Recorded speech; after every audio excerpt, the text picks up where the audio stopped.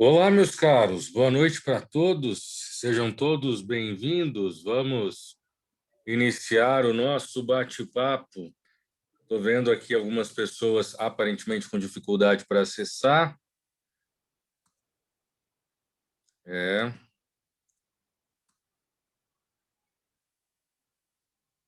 mas já vamos iniciar aí.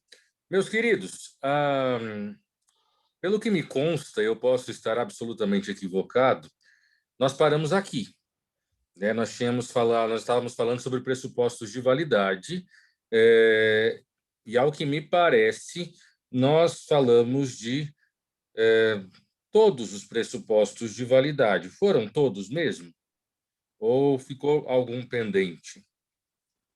Alguém que estiver anotando poderia me lembrar, por gentileza? Meu professor, pela minha anotação aqui, parou na aula passada em pressupostos negativos. Que é o Você próximo dá slide. melhor detalhe, isso, ia dar melhor detalhe nessa aula de hoje.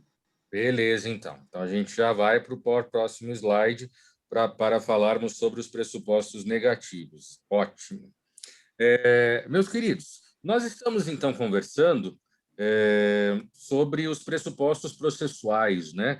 Então, nós já trabalhamos com os pressupostos de existência, situações em que, quando verificadas, demonstram a existência de um processo, ele existe no âmbito do Poder Judiciário, ele teve um número atrelado a ele, enfim, essa circunstância da existência de uma demanda processual.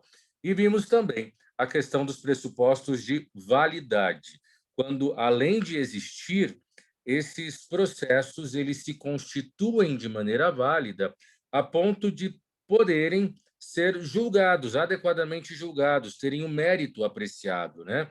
Quando eu tenho um processo que passa, que possui os chamados pressupostos de validade, isso significa que ele pode ir para a análise dos pedidos que ele trouxe.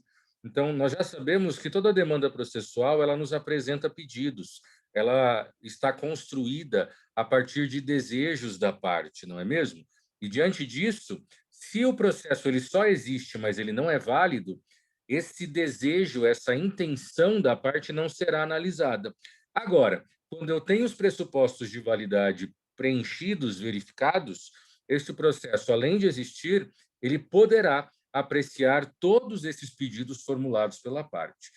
Não me lembro se eu tratei isso com vocês na segunda-feira, né? São várias aulas todos os dias, mas talvez eu tenha comentado sobre aquela situação do advogado de Ponta Grossa, né? Sobre a que pediu para ser reconhecido como super-homem brasileiro.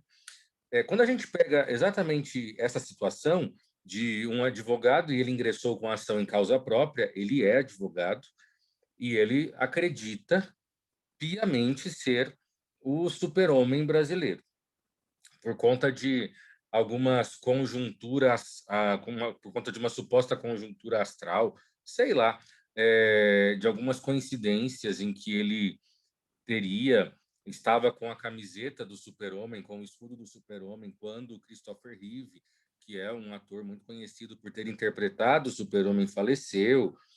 Enfim, coisas que ele entendem ser coincidências e que demonstram que ele é o representante, ele é a pessoa que deveria interpretar o Super-Homem em qualquer outra manifestação artística, enfim.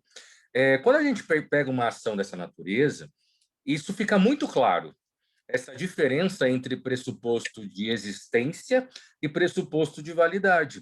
Você já deve ter observado que papel aceita tudo, não é mesmo?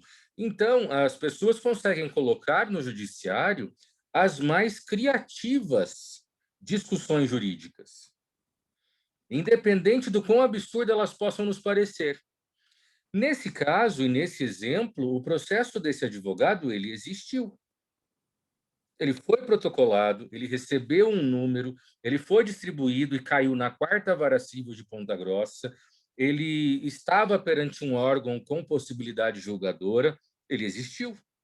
Agora, esse processo ele era válido, ele tinha condição de ser julgado no que diz respeito ao mérito? Não, porque não tem cabimento. Quando eu paro para pensar, né?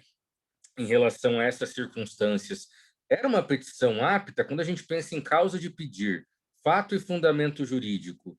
Qual que é o fundamento jurídico que existe para eu buscar ser reconhecido como o atual super-homem na Terra?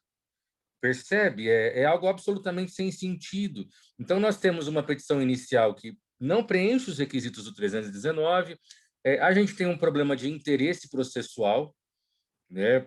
É uma circunstância em que não há a menor necessidade de ingressar judicialmente, não é judicialmente que se resolve uma situação dessa, é uma questão psiquiátrica, é uma outra discussão. Então, ele padece de requisitos de validade. Como consequência dessa circunstância, esse processo ele existe, mas ele é inválido. E foi exatamente isso que aconteceu. A juíza, semana passada, responsável do processo, já proferiu uma decisão extinguindo o processo. Determinou o arquivamento do processo e o envio de uma cópia para a OAB. E aí a gente pode parar para pensar, por que uma cópia para a Ordem dos Advogados, né? Porque nós não podemos nos esquecer que esse cara está advogando, ele tem OAB regular. E, assim, se ele faz isso em uma ação para ele, imagina o que ele não pode fazer, supostamente tentando defender os interesses de um cliente, né?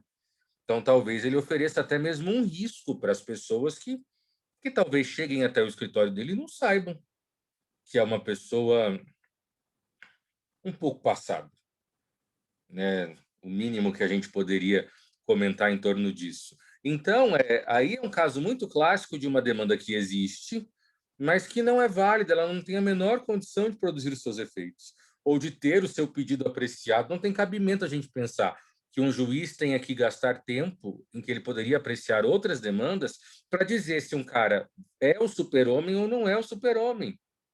E não era um único pedido, né? Ele pedia isso e também pedia para ser reconhecido que um dos títulos mundiais do Flamengo era por responsabilidade dele.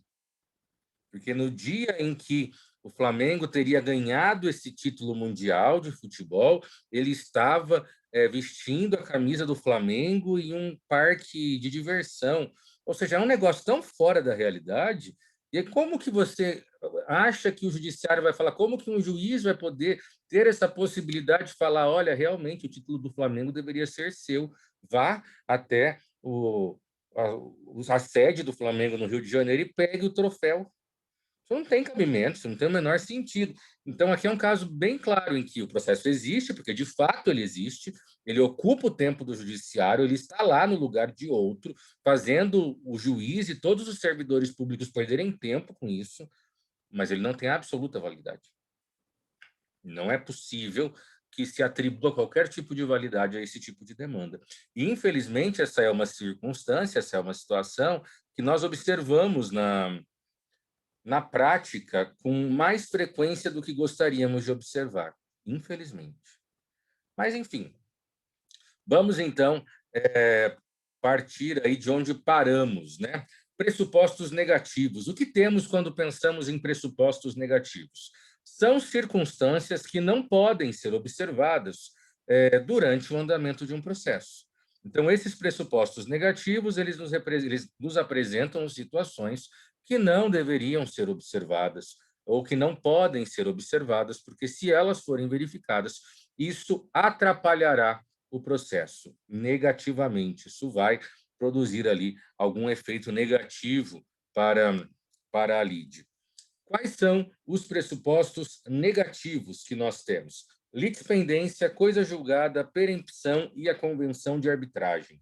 Então, são essas 4 situações em que, se elas forem verificadas em uma demanda, isso vai atingir o processo. Isso vai, de alguma maneira, prejudicar o processo. Por isso, pressupostos negativos. Lembra? Negativos de N, no sentido de que não devem ser observados, né?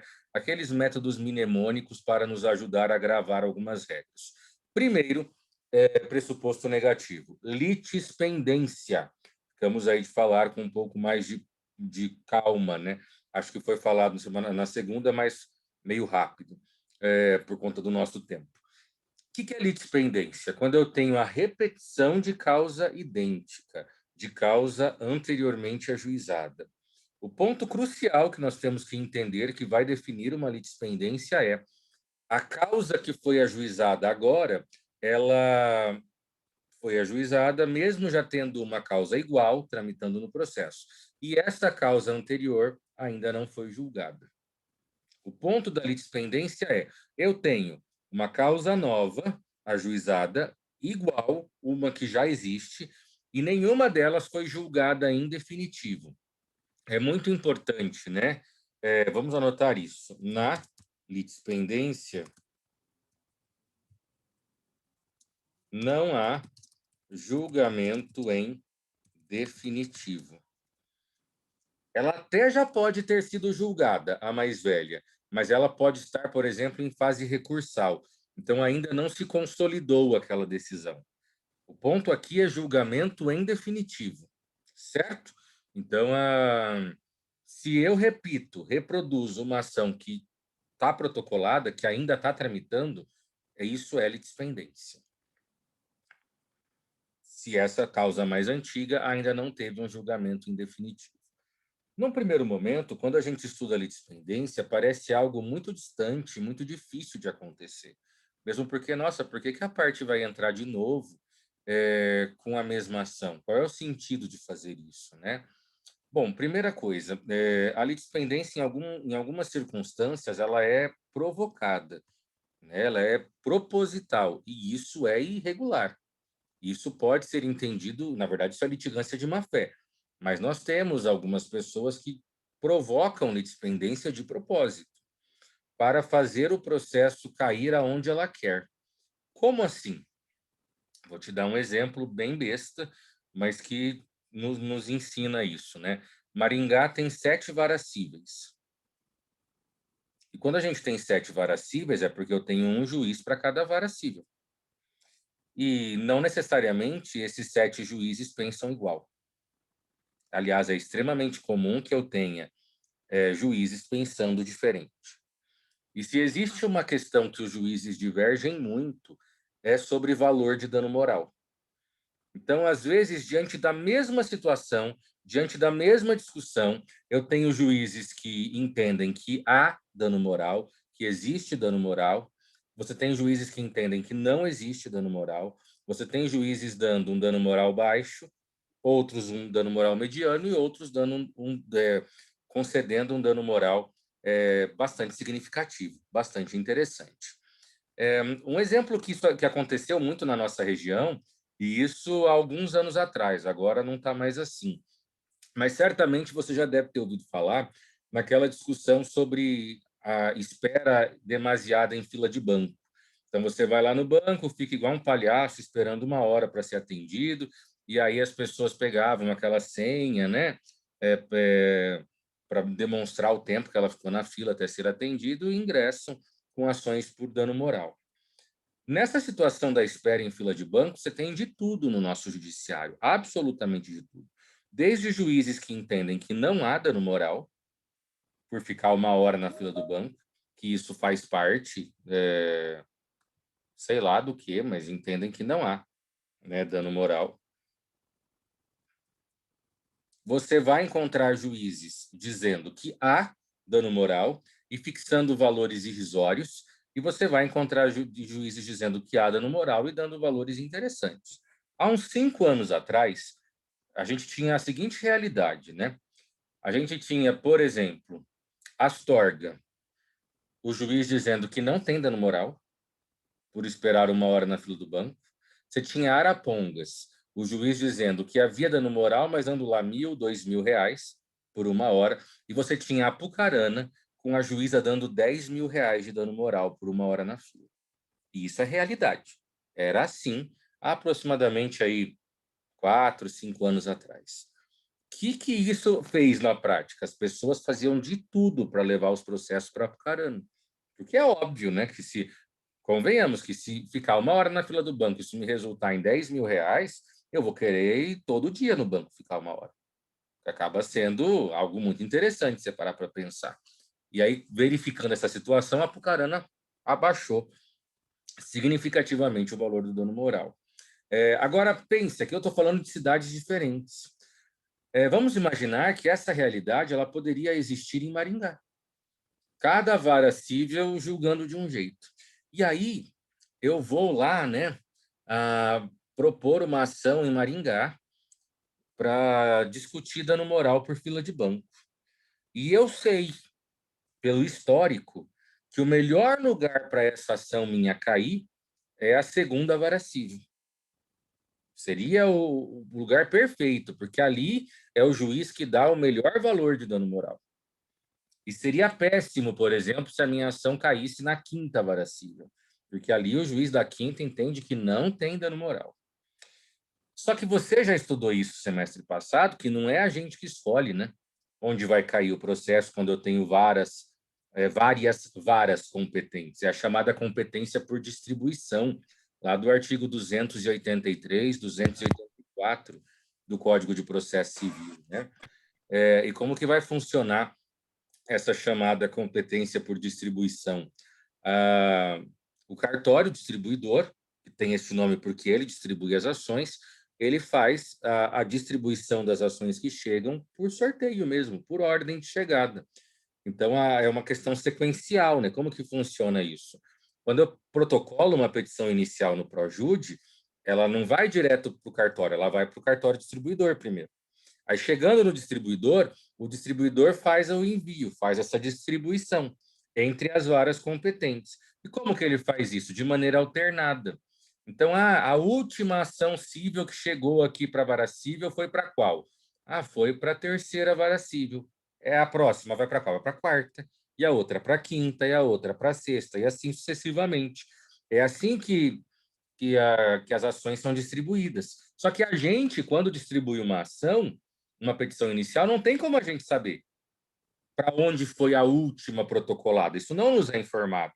A gente só fica sabendo depois. Então, o que alguns advogados faziam? Hoje é mais difícil, mas já aconteceu muito isso, tá?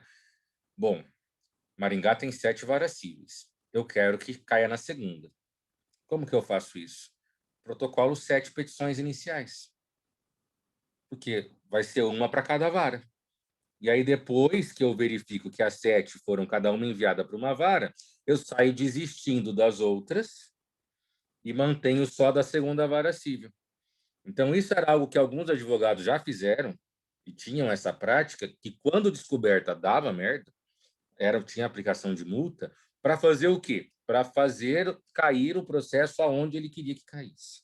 Isso é uma provocação de litispendência, porque eu estou propondo ações iguais, mais de uma vez, e eu não posso fazer isso. Quando eu faço isso e se verifica a litispendência, qual é a regra aplicada? Preserva-se a primeira ação, a ação mais velha, e todas as ações mais novas são mortas, são extintas. Isso é a consequência da litispendência, tá?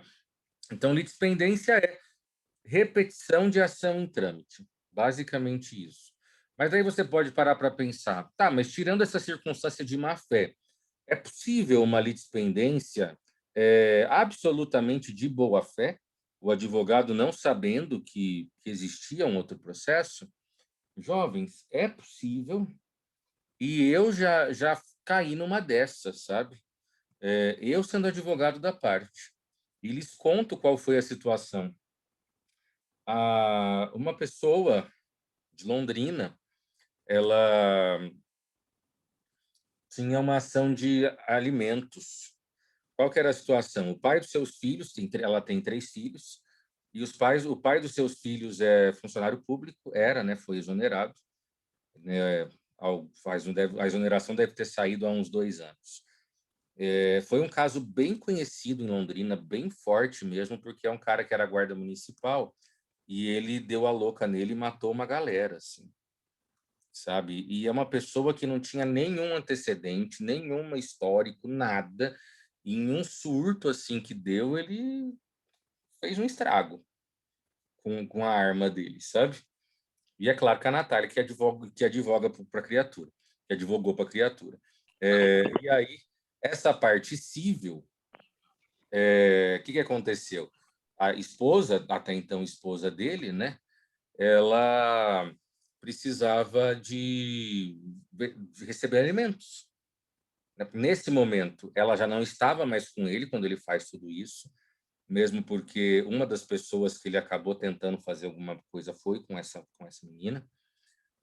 E aí ela já tinha uma ação tramitando contra ele, pedindo alimentos já há algum tempo com uma outra advogada. E eu não sabia, não tinha a menor ideia, principalmente porque a ação de alimentos, essas ações de família, a gente não consegue pesquisar. Fica tudo em segredo de justiça. Então, se eu coloco o nome no Projude, não vai aparecer para mim. E aí chegou o caso dessa mulher. Beleza, Isabela, tranquilo. E aí aconteceu dessa mulher, então, chegar até mim, pedindo para ingressar com uma ação contra os avós.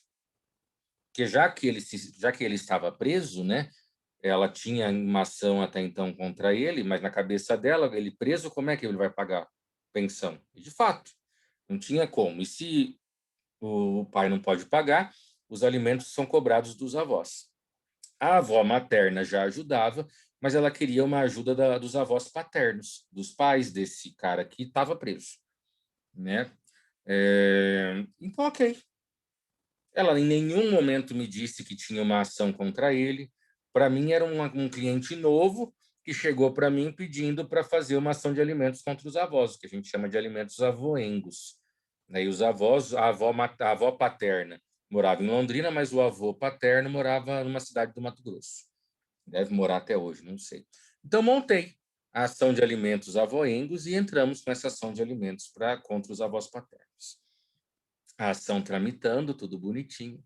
Chega uma intimação para mim depois de um tempo, depois de mais de 6 meses dessa ação rolando, em que a juíza pediu para eu esclarecer, né, porque o cartório identificou uma outra ação mais velha dela, em que tinha se voltado contra os avós. Então, eu estava repetindo uma ação que ela já tinha. E eu fui pego de surpresa, porque eu não sabia disso, não tinha a menor ideia. E então eu fui conversar com ela e ela falou: não, ela nunca entrou com uma ação contra os avós.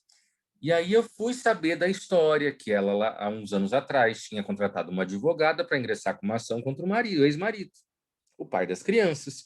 E ela entrou com ação. Como nunca tinha recebido até então, a própria advogada, porque essa ação não tinha terminado ainda, e eu não sabia, né? Sabendo da prisão do marido, a própria advogada fez uma manifestação pedindo para essa ação que ela tinha ser agora convertida em uma ação de alimento contra os avós, como um desdobramento daquela própria ação, para não matar a ação. Então, ela teve uma sacada legal e tal, até para tentar perceber. E aí, ela tinha tido um conflito com a advogada, ela não foi informada disso também. E aí veio e contratou outro advogado, eu, que caí de feliz na história. E aí teve toda essa situação. Mas daí tudo isso se resolveu numa boa. Eu conversei com a advogada anterior saiu da causa e eu acabei dando continuidade, né? E houve a desistência em relação ao primeiro processo. Mas se tivesse tido um conflito, a gente não tivesse conseguido resolver numa boa, a ação que eu propus seria arquivada, porque haveria uma situação de litispendência. Eu acabei propondo uma ação que era idêntica a uma ação que já era bem mais antiga do que a que eu propus, né? E isso não pode acontecer. É uma circunstância que a gente chama de litispendência, né? Então, é essa repetição de ação em trâmite.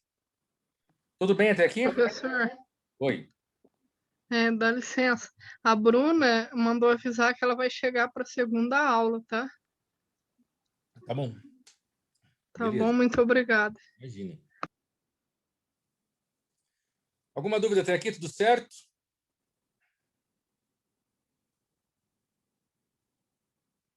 Entenderam aí? O pessoal que está com a câmera ligada, dá um joinha se entendeu ou não, né? Isso mesmo. Professor, eu entendi, eu só queria tirar uma dúvida. O senhor deu um exemplo que eles tentavam mandar o processo para Apucarana porque o dano moral era bem mais alto aqui. O senhor está me ouvindo? Sim. Que a minha internet é boa. Daí eu gostaria de saber, porque o processo ele ocorre, tipo assim, se eu entrar com o processo é onde eu moro. E como é que eles faziam para trazer o processo para cá? Na verdade, é assim, existem várias regras, né, para distribuição de processo. A regra básica é que a gente propõe a ação aonde o réu mora, aonde o réu está, e não aonde o autor está. Essa é a primeira regra, a regra mais básica de todas, né? Se é, por exemplo, uma ação contra o banco, o que muita gente tentava? Por mais que eu moro em Arapongas, eu ia pagar a conta em Apucarana, por exemplo, só para que a demora acontecesse em Apucarana. E aí, isso permitia com que eu ingressasse com a ação em Apucarana. Então, eram algumas jogadas desse tipo que eram feitas. Entendeu? Entendi. Cristiano, tem pergunta? Que eu vi que liberou o microfone ou liberou sem querer? Não, tá me ouvindo? Sim. Não, é só quando o senhor explicar coisa julgada, eu tenho uma pergunta. Beleza. Vamos já para a coisa julgada, então. Coisa julgada. Na coisa julgada, ela é extremamente parecida com a litispendência. Extremamente parecida. Qual é o ponto diferenciador aqui? Eu vou propor de novo uma ação, só que essa ação ela está repetindo uma ação que foi anteriormente protocolada e que já foi julgada materialmente. Então, o ponto da coisa julgada, vamos anotar aqui, né? Coisa julgada. Quando se repete uma ação que já foi anteriormente, e aqui eu estou escrevendo, mas tem que mandar para todos, né? Senão não vai receber todo. Que já foi anteriormente ajuizada, né? E julgada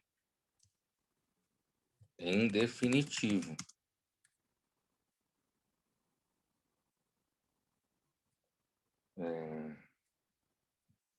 Coisa julgada. Então, olha aí a anotação da coisa julgada. Eu tenho, né, essa circunstância do desrespeito à coisa julgada quando eu repito uma ação anteriormente ajuizada, que foi anteriormente protocolada, e que essa ação anterior ela já foi julgada, e mais do que somente ser julgada, ela foi materialmente julgada, em definitivo. Ela formou coisa julgada material, que é quando eu não tenho mais prazo para recorrer, e o pedido foi analisado, dizendo quem está certo e quem está errado. A gente não pode se esquecer, e vocês penso que já viram isso, né? Que quando um processo ele é julgado, ele pode ser julgado por defeitos, que é a coisa julgada formal, e ele pode ser julgado analisando o pedido, que é a coisa julgada material. Então, desrespeito à coisa julgada é quando eu protocolo novamente uma ação que já foi materialmente julgada em definitivo. O mérito, o pedido já foi apreciado e não cabe mais recurso, aquilo se solidificou. Esse é o ponto da coisa julgada. Professor, Pode desculpa. falar, Ariane. No caso da coisa julgada, ela vale quando, tipo assim, as mesmas partes tentam entrar de novo com a mesma ação? Exato, Seria isso? exato, Tem que exato. ser a mesma parte, né? Sim. Ou então, se for uma ação de natureza coletiva, sabe? Vamos pensar uma circunstância em que o sindicato profissional ingressou com uma ação para conseguir um reajuste salarial. Aí o sindicato conseguiu para aquela categoria. Aí depois eu, membro daquela categoria, ingresso com essa ação para buscar um reajuste que o sindicato já conseguiu. Não é a mesma parte, mas de alguma maneira aquela ação do sindicato me beneficia, me atinge. Entendeu? Entendi. Que você foi beneficiado já por uma coisa e você procura de novo. Eu não posso repetir uma ação que já foi apreciada anteriormente, julgada em definitivo, eu tendo sido parte da ação anterior, ou se essa ação anterior de alguma maneira me atinge. Produz efeitos para mim, tá? Entendi. Obrigada, professor. Nada. O Cristiano tinha uma pergunta, né?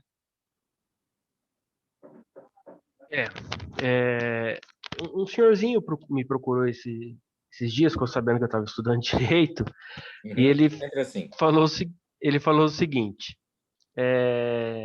ele fez um empréstimo na Crefisa, e um empréstimo de R$2.000, estavam cobrando quase 9.000, Aí ele ficou 2 meses ou 3 meses sem pagar, foi lá, ofereceram um outro empréstimo para ele, só que do mesmo esquema, 2.800 para pagar 1.000. Aí ele foi num escritório e, pelo que eu entendi, um estagiário acabou pegando o negócio feito pelo juizado especial. Que legal. E nessa ação, o menino colocou lá, pediu anulação e pediu indenização. Tá. Ele ganhou na primeira instância e na segunda ele perdeu. Uhum. Aí ele me perguntou se tem alguma coisa para fazer a respeito. Eu fiquei pensando. Como ele pediu anulação e a indenização, eu poderia entrar com revisão de juros, pelo menos? Seria. É muito Porque as partes complicado. serão as mesmas, né? Sim. É muito complicado, Cristiano, responder isso de uma forma tão abstrata. A gente precisaria ver qual foi o fundamento da improcedência que a turma recursal deu. Teria que analisar a decisão do tribunal, da turma recursal, sabe? Do órgão julgador que indeferiu. Porque, dependendo do fundamento desse indeferimento, né, de dizer que ele não tem direito, dá para entrar. Dependendo do fundamento, não dá. Porque, assim, Cristiano, eu acho que eu entendo a sua fala. O que determina a natureza da ação não é o nome que eu dou a ela. Então, pouco importa se o estagiário chamou de anulação e indenização e depois você vai chamar de revisão. Se, no fundo, o objetivo é o mesmo, sabe? Uhum. O que determina uma ação são os seus fundamentos jurídicos e o pedido. Então, se, por exemplo, ele chamou de anulação e você vai chamar de revisão, mas nessa sua revisão o objetivo é deixar inexistente o débito, dá no mesmo. Mas o que é importante? Pode ser que a turma recursal tenha arquivado o processo dele por falta de requisitos, e aí arquivou sem resolução de mérito, sem analisar o pedido. Então, tem que ver se o fundamento usado pela turma, na decisão da turma recursal, que é o órgão de segunda instância, né, se ele fundamentou no artigo 485. Então, a minha sugestão para você pegue a decisão da turma recursal e verifique lá no final da decisão se eles utilizaram o artigo 485 para proferir a decisão.